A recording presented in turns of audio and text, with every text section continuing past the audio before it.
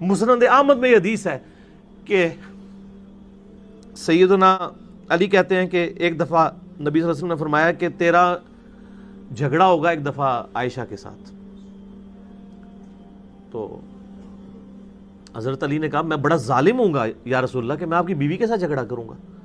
آپ فرمایا نہیں وہ ظالم ہوگی اس وقت. حضرت علی نے کہا میں بڑا ظالم ہوں گا یا رسول اللہ کہ میں آپ کی بیوی کے ساتھ جھگڑا کروں گا. آپ فرمایا نہیں وہ ظالم ہوگی اس وقت. آپ فرمایا نہیں وہ ظالم ہوگی اس وقت. تو یا رسول اللہ آپ مجھے کیا حکم دیتے ہیں؟ فرمایا کہ وہ جب ظلم کرے گی تو تم اس کو واپس چھوڑ آنا جہاں سے وہ آئی تھی. تو حضرت علی نے پورے پروٹوکول کے ساتھ ان کو واپس رخصت کیا مدینہ شریف تک.